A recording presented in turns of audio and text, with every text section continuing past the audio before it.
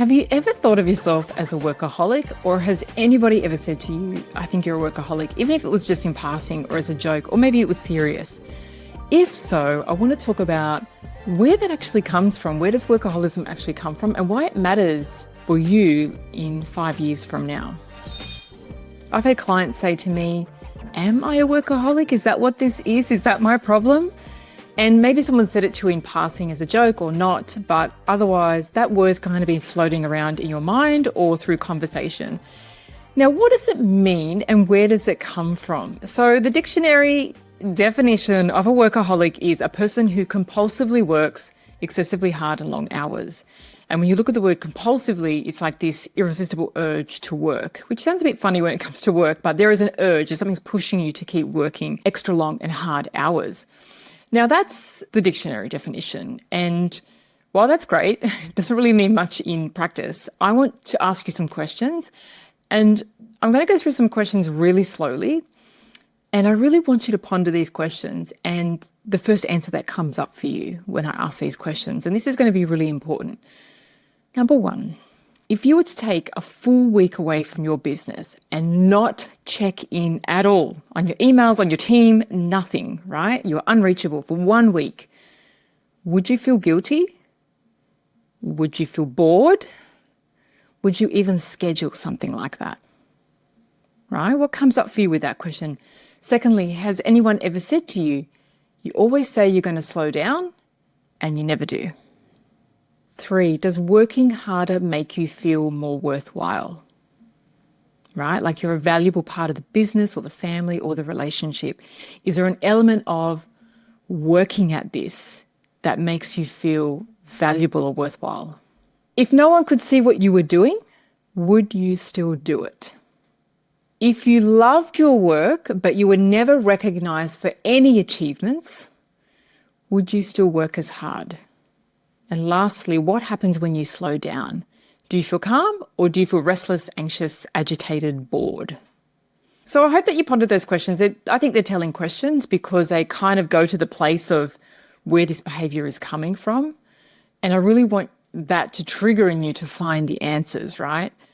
With workaholics, it's not just about doing the best work. Like I talked about in a previous episode about your drivers. So whether you're a visionary or you're driven for impact, etc. Like we have drivers for high-performing women, 100%. But this is something a little bit different. Okay, this is when you end up sacrificing, like you're exhausted, you're burnt out, you're on the floor crying, can't deal with your day, your relationships are no good, right? You're fighting, you're not close with your kids, whatever it is. That is an unhealthy state to be in. Okay, that is, you've gone too far. So what is driving you to go too far? You may not be there, but you might be heading into that and thinking, actually, my relationships are affected, my health is affected. What is driving this? With being a workaholic or working excessively hard, there is a driver to prove your worth through your achievements. Workaholics often try to prove themselves. And so there's a sense of not feeling as valuable, and so the work is to provide the value, right? So whether it be a reflection of your income, your house, your car, the size of your business, your net worth, right? And traditionally this was kind of men fell into this category, but I see many women today, right? And not just from a business and network and an income perspective, but your children, like your children are a reflection of your worth, right? How hard you've worked to get them where they should be. Your looks, your weight, right? These are all ways that we try to prove our value or our worth, to avoid rejection, to feel like we belong, to feel secure. Now, when it comes to business, I know that working hard in business just looks like it makes total sense, right? You've got to work hard in business because business is a tough game, right? You've got to be on the go, you've got to be doing stuff, busy. But I don't really believe that that's how it works, right? I used to. Like I remember I've shared a story once before, and I do always share this story because it was such a big moment for me. I remember once I asked my dad, who'd been in business his whole life, and I said, you know, this was when I was struggling in this business, in the online business in the beginning. I really had no idea what I was doing. And I was putting all this money in and not getting money out. And I said to him, have you ever seen anyone work this hard and not make money? And he said, so many people.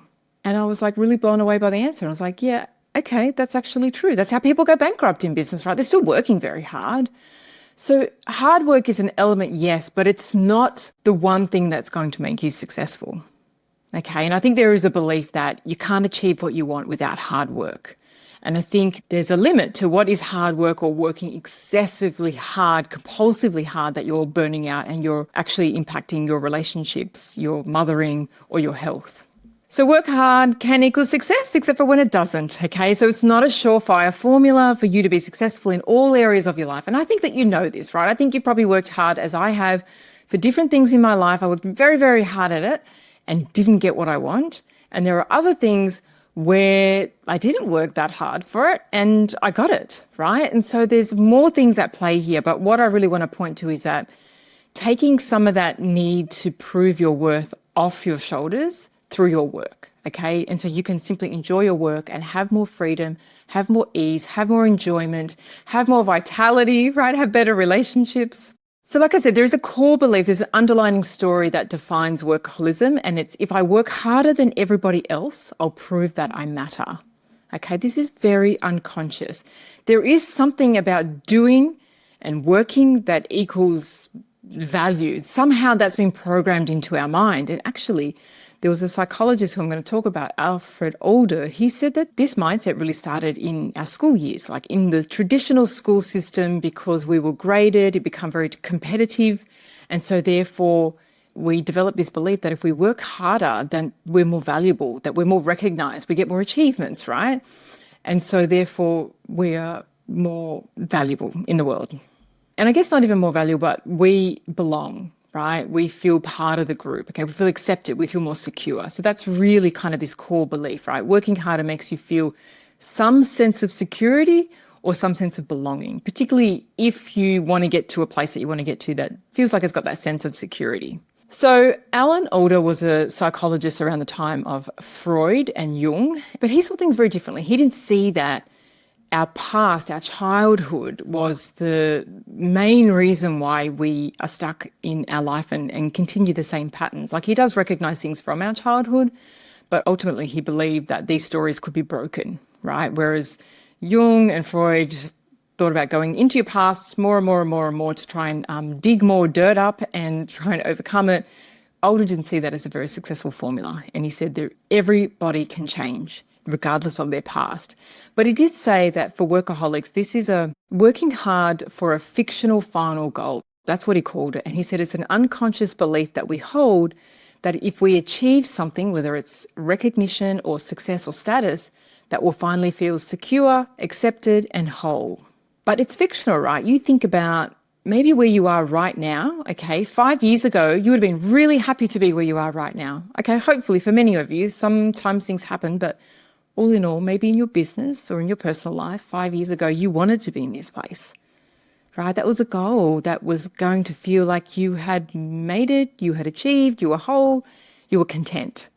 But you're in this place today and you don't feel those feelings, right? The goalpost has shifted. And that's why he calls it the fictional final goal. So for a workaholic, the fictional final goal could be when my business runs perfectly and my team performs flawlessly, I'll finally relax. Once I hit 7, 8, 9 figures, I'll finally feel successful and secure. If I stop, I'll lose everything I built. Okay, so these are some of the irrational goals that are formed in early life and that play out in our life because of feelings of inadequacy or fear of not belonging. So that's from our childhood. But again, Alan Alda, and I think a lot of psychology today really focuses on that we can change these things, right? These are just stories that are unconscious that we've carried through from our childhood. In Alderian psychology, he called it, we build a private logic. We build a private little world that's logical to us, right? Through unconscious beliefs, and it ends up ruling our lives, right? So we constructed this story from childhood to make sense of the world, our place in it, to gain significance, safety, and belonging. And that becomes the lens through which we live and interpret everything. So we live in a way of things that we want to avoid and that we want to strive for. You know, some of those things that I've already mentioned are not thoughts that we say out loud, but they look like behaviours like saying yes when we want to say no, overworking to compensate for feeling like an imposter, pushing past exhaustion because there's no other option, or avoiding delegation because we don't trust anyone to do it right. And I think those are really typical signs that I see from business owners that they are really stepping into that workaholic. They're really stepping in that if it's meant to be, it's up to me. And there's really so much to prove there, right? There's only a reliance on yourself, but there's also this need to prove your value, okay? And if we took you out of the equation and everything ran perfectly, what about you then? What's your role? What's your value that you bring? Okay, and this could be outside of business as well, in the family unit, in a relationship, right? Have a look at how much there is, or could there be a story of trying to prove your worth in your relationships? And so one thing I would ask you to do is where you are today, project yourself 5 years ahead, feeling the way that you feel today, operating things the way that you're operating today, 5 years ahead. How would you be? Would you be happy with continuing exactly like this for another 5 years? Would you feel like you would have gotten ahead in life or where you wanted to get to? And push forward another 10 years. Like really see yourself 10 years from today and you're still exactly the same place in terms of how much you work, how many hours you work, how stressed you feel, how overwhelmed, how anxious, how exhausted, how your relationships are, how much time you have with your kids. In 10 years from now, what is going to be the impact of that? Do you want to be in this place 10 years from now? Because I can tell you that, and I know this from personal experience, we wait for things to change. We wait for things to settle down, but it's we need to change, okay? Things don't settle down without our participation, right? We need to organize things, but we need to uncover these core beliefs that are driving us. I always say to my coaches, I always make everything harder than what it needs to be. I'm going to say that I used to make everything harder than what it needs to be. There was an element of, I really did believe that if I worked hard, if there was hard work involved in the process, and this is not just in my business, but anything, it had to feel hard, then it was worth it. Okay, then I'm worth it. Then I'll get the result. And I see women who, whether they're on a health journey or a weight loss journey or whatever it is, if it feels easy, like sometimes I talk about things in my work and they're very simple things to do and they work very, very well, but it seems too easy for them. Right? Because they have a belief that it has to be hard, really hard, or maybe a really restrictive diet in order for them to get the results that they want. Right? And that's why our beliefs shape so much of what shows up in our life and the way that we feel. So let's go into your kind of private logic story, this kind of childhood belief that you've carried forward from a very young kid. So I want you to ask yourself these questions. And actually what I'm going to do is below this, I'll put all the questions in a PDF so you can actually take the time to go through this because I think it's really important. If you're not happy where you are now and if you project yourself 10 years forward and you're like, yikes, I do not want to be there, then this is an important exercise. What are your core beliefs about work?